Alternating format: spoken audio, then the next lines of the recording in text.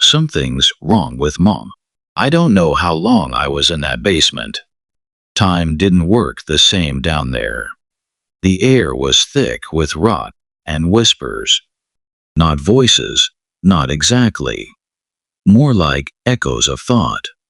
Like the basement itself remembered what had happened and wanted to remind me. The girl in the corner moaned. Her eyes locked on mine, pleading. I crawled toward her, hands shaking. Hold on, I whispered. I'll get you out. I'll.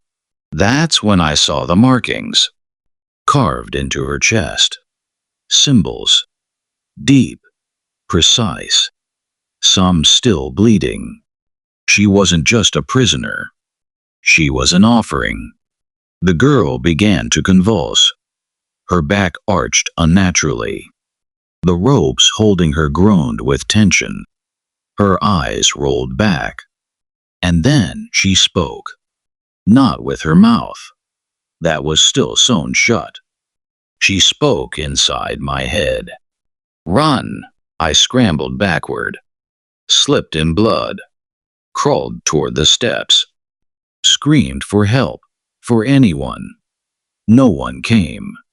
The basement door creaked open, and my mother came down. But it wasn't her anymore. Her skin hung differently. Her face, stretched, cracked, teeth too long. Her fingers had split at the tips. Claws. Her eyes burned with fire.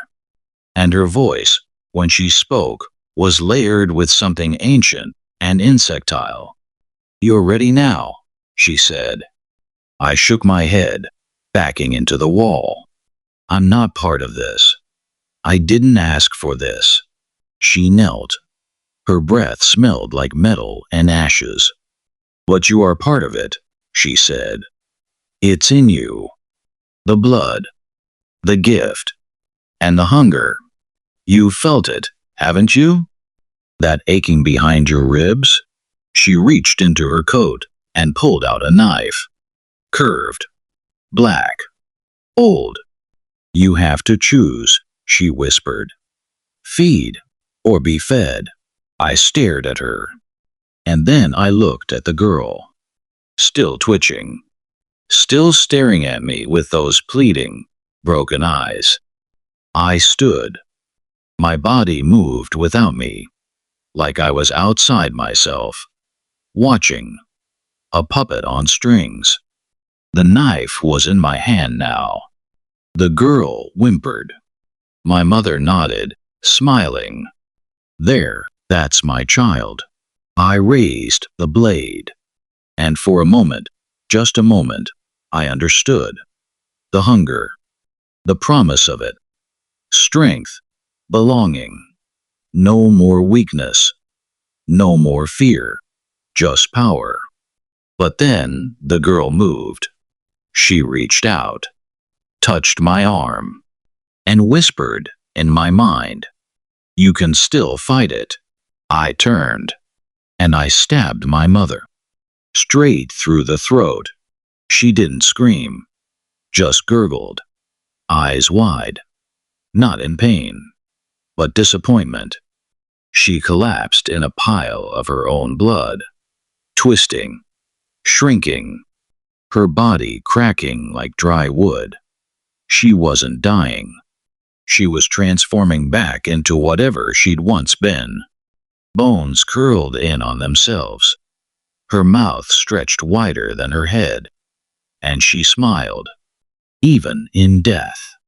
You'll come back, she rasped. They all do. Then she was gone. Dust.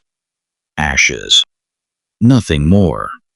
I cut the girl loose, carried her up the stairs, through the kitchen, past the butchered remains of things I didn't want to identify, out into the woods. We ran. Didn't stop until the sun came up. 2 weeks later, I'm staying with friends now, somewhere far away.